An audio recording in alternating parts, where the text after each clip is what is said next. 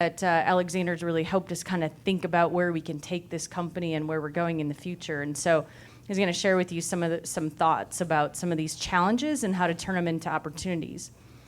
Our second speaker, if you haven't met him, you've probably read something that he's written. So every Sunday evening, I get an email into my inbox from Around Insights, Industry Insights.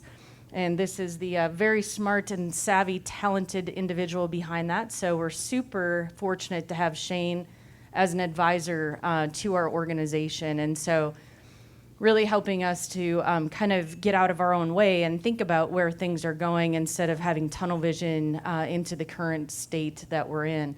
So my part of the organization, we work on business development. Where are we going? Where do we want to go? And Shane gives us a lot of great insights into that, and I think probably a lot of great insights into all of you as you read those weekly news articles. So with that, I'm going to turn over these two to have a discussion. We would normally have a little fire here for a little fireside chat, but it's warm enough in Texas. We didn't think we needed that. So these two are going to talk a little bit more about some of those disruptions and how to really turn those challenges into opportunities. So thank you. Thanks, Tracy. All right. Well, we've heard from a lot of very interesting people so far. And I think one of the things that I called out from Brett's talk was around this deep battle concept. And I think Drew and I were just chatting about this, but so often we get caught up in the here and now. And I think the demands that are on you and your organizations are so much so that it's kind of default natural for you to be focused on the here and now. You have to be survival mode. But it's important that we take a look at what's coming, where we can be looking over the horizon or the next hill to know what battles that need to be waged. And as the whole theme is these battles, these challenges are real opportunities. And that's what we want to this room to really kind of internalize and understand. And by the way, you've already done that, as I mentioned yesterday, by just being here. Now we do have some prospects in the room, so we got to get those guys as partners. But just by being here, you've already turned that leaf and have made that commitment that you're ready to go after those deep battles and to think about those deep battles. And the last point I'll bring in too is that Leah made a really great point of operating from a position of strength, and I think we are and have been or really in a very finite moment of time where ag retail can actually operate in that moment of strength and take advantage of the current ground, the battleground that we stand on at the moment. And so we hope to kind of invigorate you and get you excited about being in that position, because it is real, and we're going to talk about that here in a second. And that's, again, another theme of what we're going through here is, while these challenges are coming, while the complexity is there, these are all opportunities if you so choose to go after them. So with that, we do have our resident futurist here in the room. And, Shane, I want to kind of start by opening it to you to ask you about kind of some of the disruptions or the complexities that you see coming to the market. Either they're here now in some capacity, right? They're all here in some capacity, but what are some that you think are going to be more present as we move forward in the next 5 to 10 years, that you think that this room here should be aware of and should be thinking about how to put plans in place to take and make them into opportunities? Yeah, there's a few different things. You guys always have different stuff coming at you from every single angle, but what you just alluded to, what's the saying, the future's already here, it's just not evenly distributed. And a lot of this technology's already here, but it's, maybe doesn't quite fit in one small geography, or maybe it needs a few crinkles ironed out. And so there's a number of different technologies, but one that we've heard a lot about, some ESG and the carbon stuff today, some of the data, and I think one area that hasn't quite came up today, but I think you guys hear a lot about it, is See and Spray or smart spraying. And sorry, I thought there. And I think that's one that's super interesting. I think there's a ton of challenge within that, but a ton of opportunity. And we tend to look at it as big threat from an ag retail, even from the supplier perspective, your Syngentas and BASFs. And I think I'll probably go down some, what I call from where I'm from, is a bunny trail, which is, so Alexander, bring me back on track here. But when I look at that, we tend to think of, well, there's going to be less product sprayed. But as we start to look at what See and Spray can actually do, when you start to put 2-3 tanks onto a sprayer, there's actually the potential to sell more product. And I'm going to kind of go down a different aspect of that, but I think we tend to think about it as being less product sold, but there is actually an opportunity to sell more in that, and that's stemming from a concept called Jevons paradox.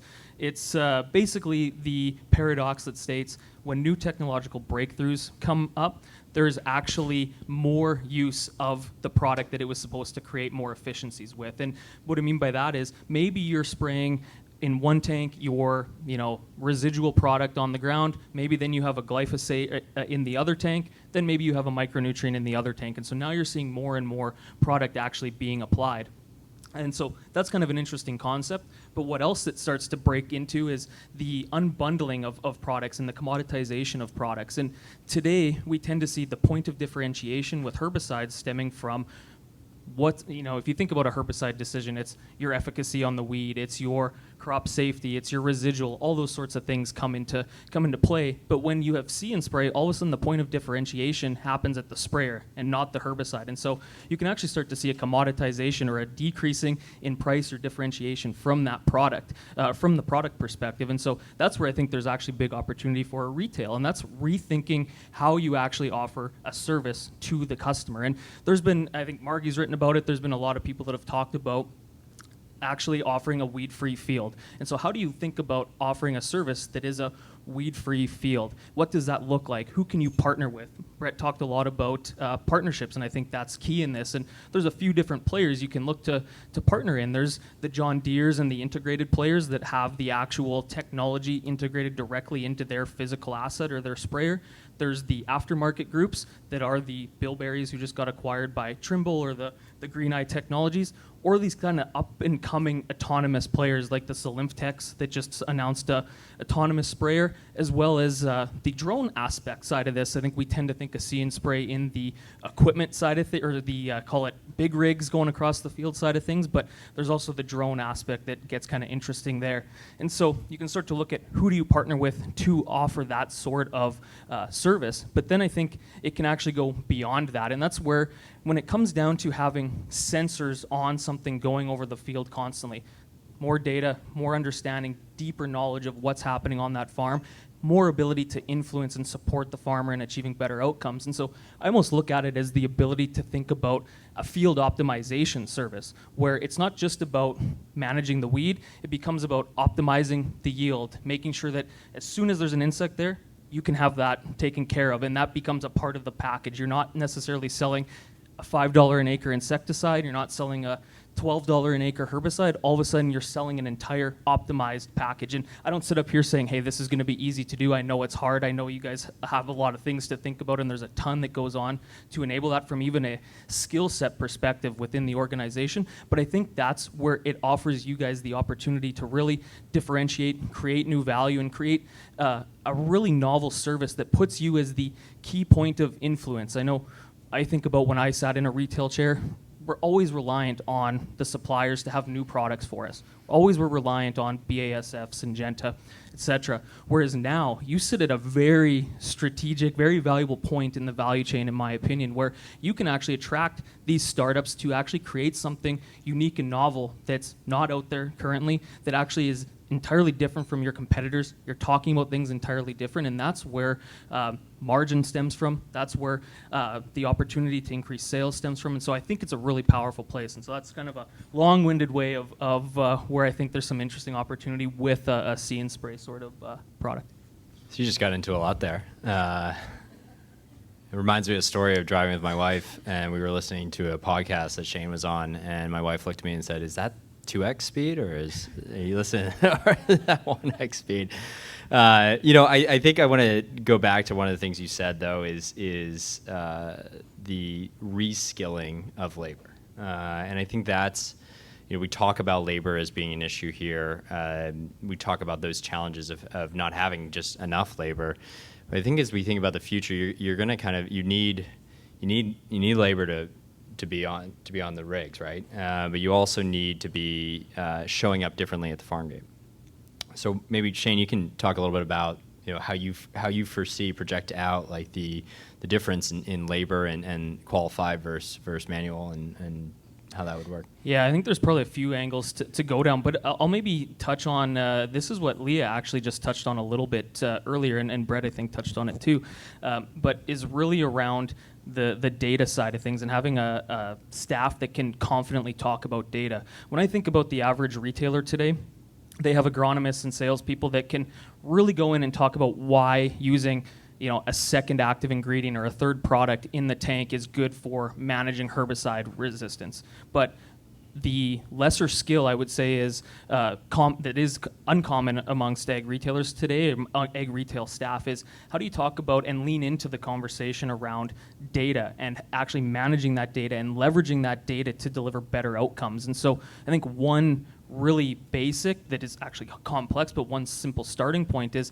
actually encouraging and training staff to have a better understanding of where does that data come from? How can I think about it? How do I make sure it's clean? How do I make sure that we are actually having that conversation with the customer about why it's valuable, why you want to bring that data to me as an ag retailer, and why I'm the one that can support you in actually making better decisions through that data. So I think that's one dynamic.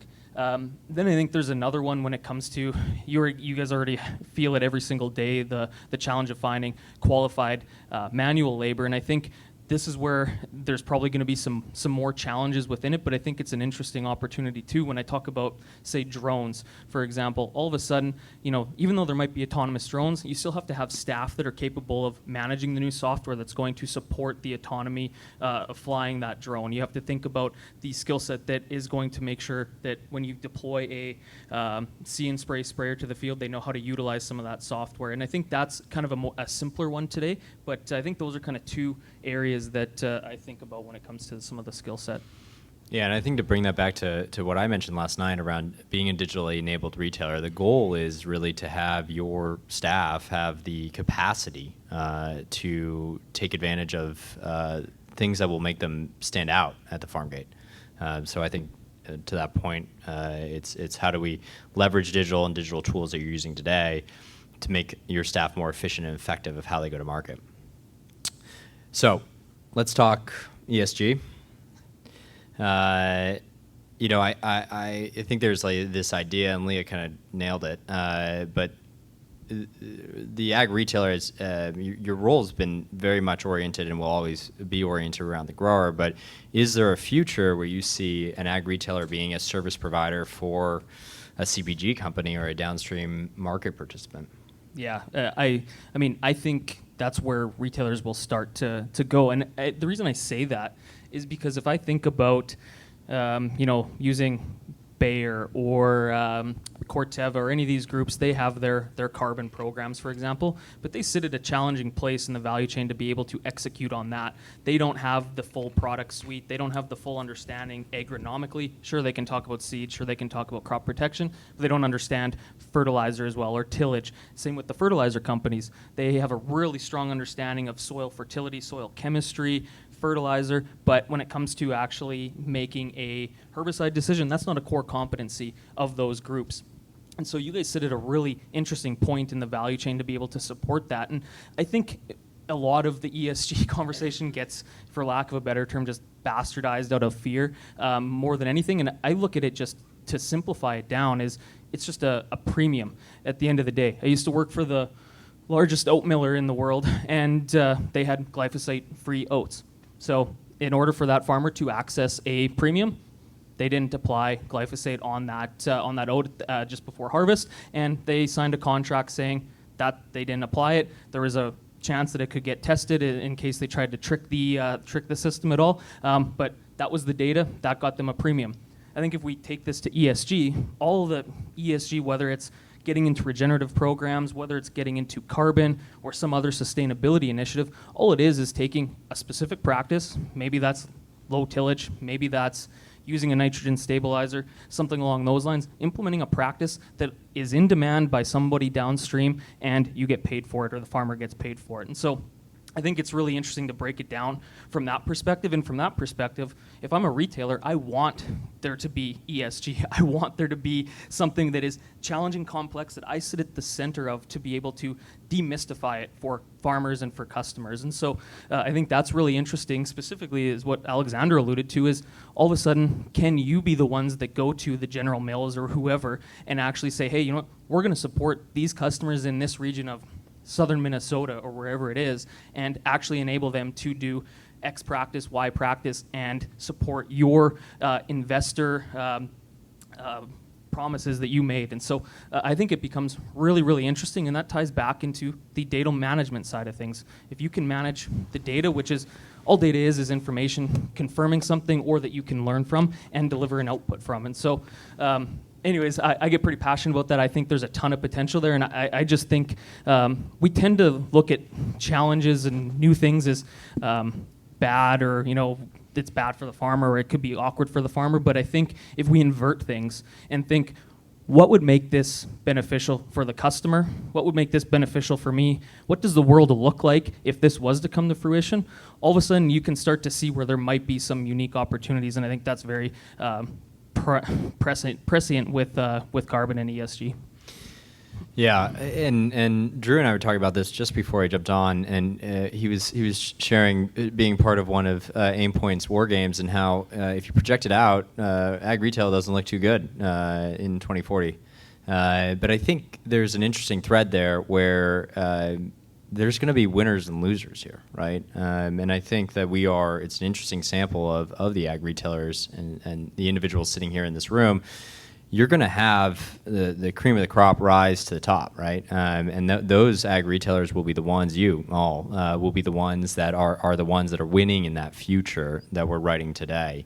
But it requires us to take it requires us to do some thinking around deep battles, right? And to project that out and put ourselves in a position to win, not just tomorrow, but in the next 5 to 10 years. So.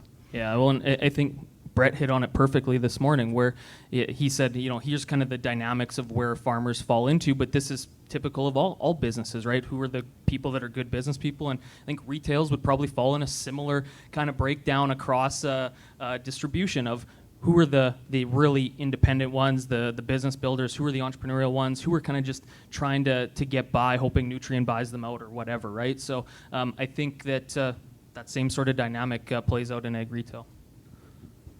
See a new opportunity there for some segmentation.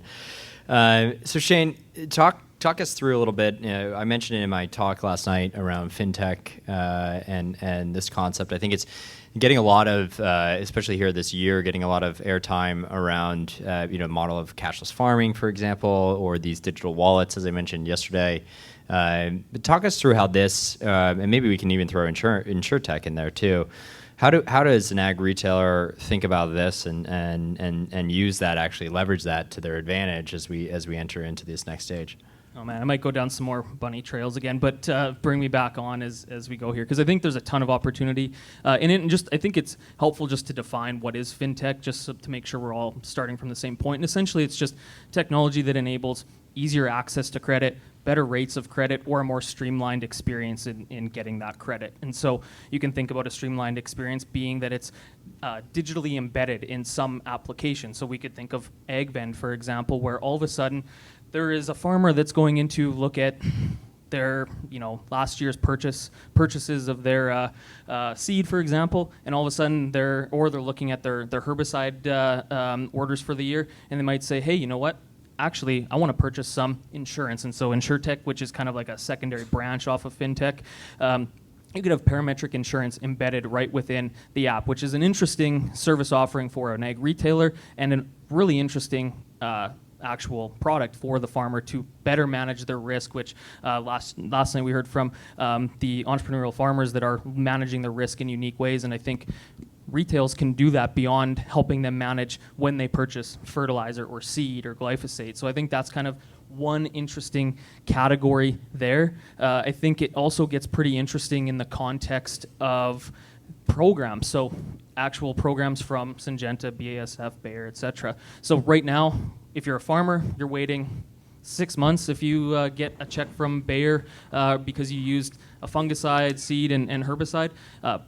It's ridiculous. You guys operate in the red sometimes on product lines waiting for the rebate because they bundled a bunch of different products together. And I don't say that as a negative on those companies. They do it for their own specific reasons. And as retailers, you participate to make sure you can access more margin. But at the same time, fintech can actually enable real-time settling of those programs. And so all of a sudden, if I'm a farmer and I purchase some seed from Bayer, some seed from Syngenta, why am I not getting that $2 an acre rebate instantly off? That's a tighter feedback loop that reinforces the purchase decision. That helps reinforce the relationship. If I'm a retailer, you guys have programs as well too, and you have programs with those manufacturers. So all of a sudden, you can get that rebate almost real time. And I know there's challenges with that too, right? Where some of it's based off of growth, some of it's based off of the end of year pairing together of different products. But I think that's really compelling, especially as we start to think through how does programming change with what I talked about earlier in the See and Spray side of things, because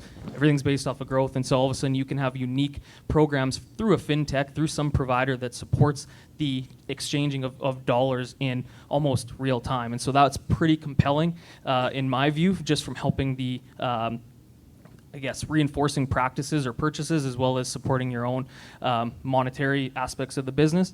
And then I think it's pretty interesting, Leah touched on this from a switching cost perspective in banking earlier. And I think there's that same sort of dynamic that can be done through, call it cashless farming, I think is how Alexander, I've heard him talk about it. And that's this wallet concept where all of a sudden, if you have dollars tied into a specific retailer, how does that change a farmer's appetite to go somewhere else? How does that change their desire to move in a different direction? How does that engage them on a more regular basis to go into their AgVend app or the CVA app or whatever app it is to look at things? How does that reinforce the relationship? So I think that's really compelling. And so those are kind of three areas where I look at fintech as being super relevant to ag retails. And again, not easy to do, but there's a ton of different partners out there. I didn't even get into, Tracy used to work at Grower's Edge.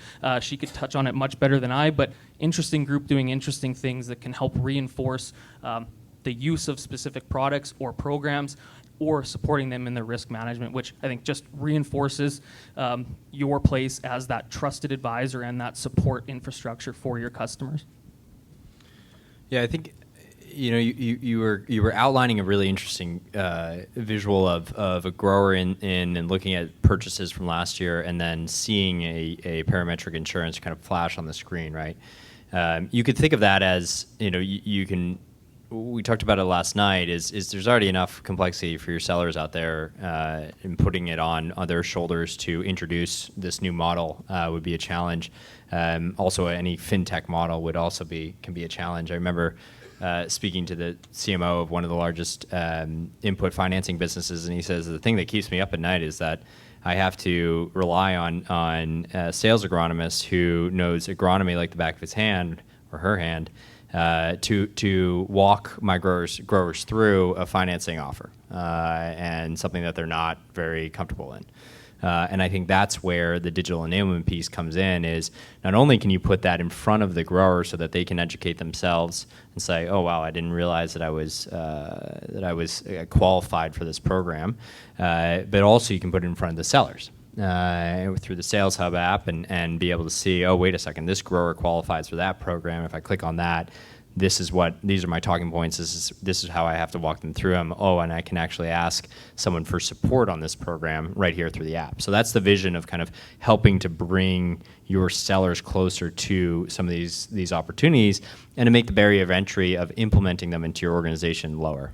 Yeah, I think that's a great comment. And I think there's tons of ways, when you start to talk about what you touched on last night, a digitally connected supply chain or value chain, all of a sudden it's interesting when you connect other data sources into an AgVend app and have fintech capabilities or insurtech capabilities, because now you can see, whether it's for your sales staff, seeing, hey, 8 out of the last 10 years, there's been this level of heat in this customer's geography, and all of a sudden you can have a conversation about them or with them about a parametric heat blast insurance offering. And I know that there's, in Canada has a little more relevance maybe than the US. You guys have a very robust insurance product and government subsidy, that sort of thing, but I still think there's a ton of opportunity there to be able to support farmers with that. And so again, it just reinforces the types of conversations you can have that really reinforce that relationship and support a differentiated conversation. So, I mean, we have a deep insurance, government-supported insurance program for commodity crops, right? So, but as we talked about in the future of farming is I don't know if the system is really set up to do that. So it gives a really great opportunity for some of these new programs to be introduced into the market here. Yeah, that's a good point. I didn't even consider that. Yeah. I think that's spot on. And the other thing that was interesting is I don't know how many people open their Amazon app, and this is I'm trying not to link AgVend with Amazon. That was a whole PTSD from the first 2.5 years of our business. But if you open your Amazon app in the last, I think it's been the past 2 weeks, you were hit with the Lord of the Rings little imagery of the new episode, right?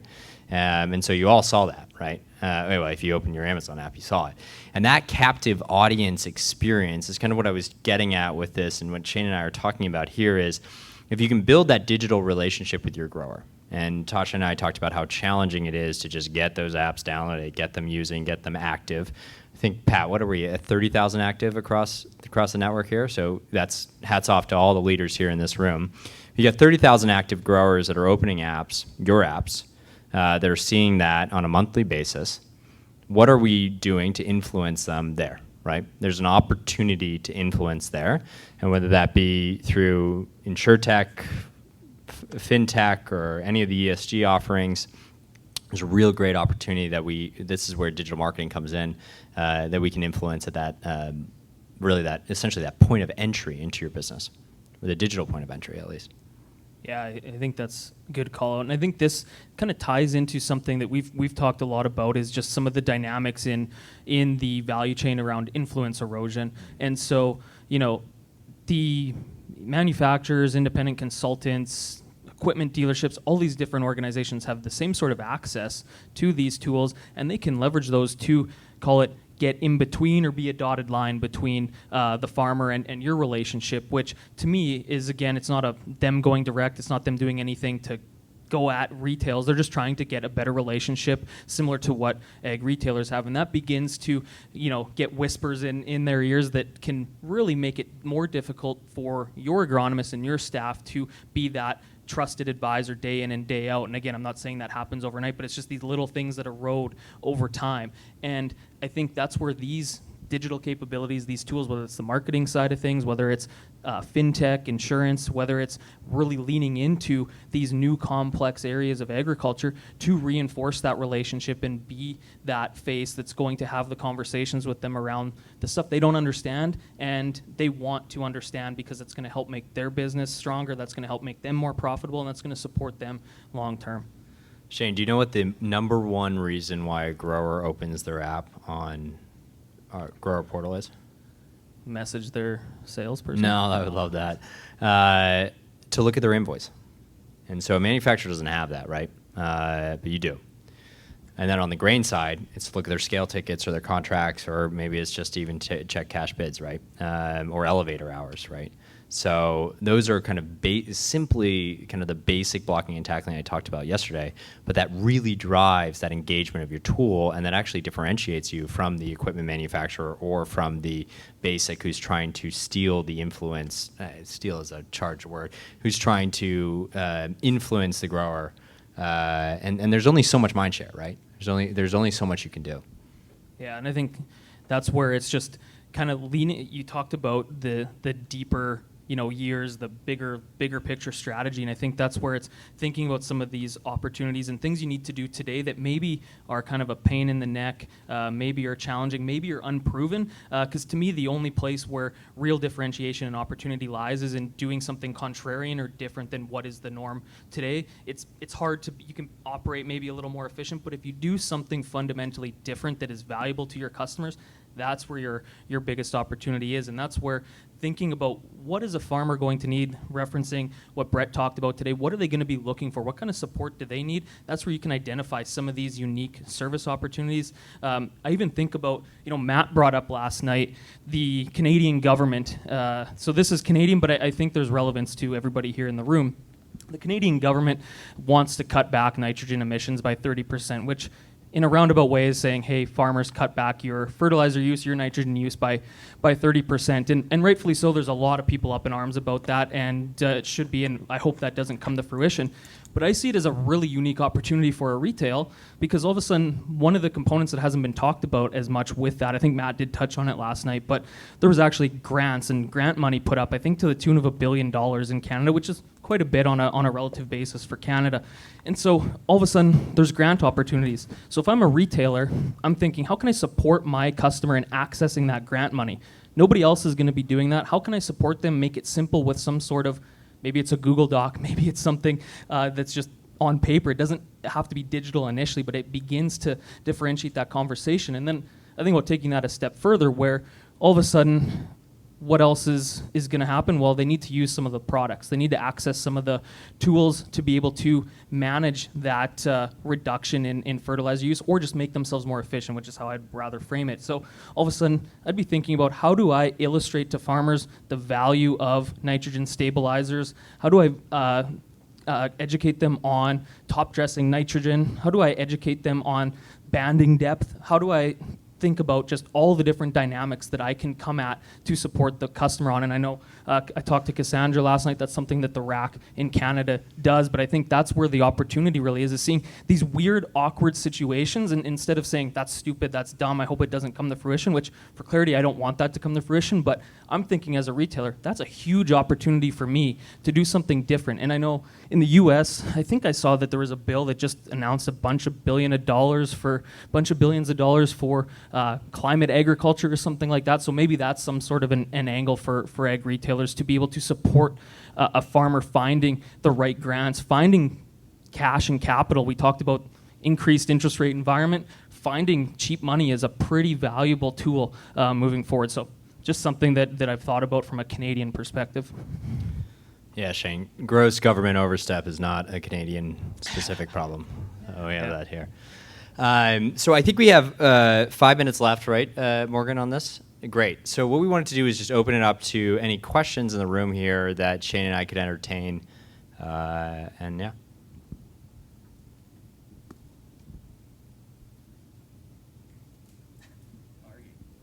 Yeah, Margie. So, Shane, in light of the farmer of the future, what would you share should be on every retailer's stock list?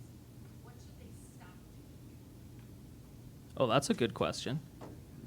That's framed in an interesting way.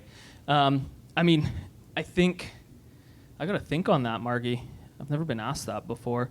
I mean, I think one of the, call it low-hanging fruit opportunities is just purely relying on suppliers all the time. I think they should stop waiting for people to come to them and actively create themselves as a magnet for, whether it's new companies, whether it's companies that are potentially going to offer you your own proprietary types of products. And so it's not quite on, it's kind of a cop-out on your question, Margie, but I think stop waiting for people to come to you. I think again, I assume everybody in here probably does a pretty good job of that, but I think we can always improve at making sure that we become magnets, whether that's, I mean, I'm biased. I like to use social media and websites and those sorts of things to really help, I guess, educate and tell other people what I stand for, what I'm all about, how I think, and that tends to attract like-minded people. And so I think there's an avenue to do that, whether that's through consistent communication, but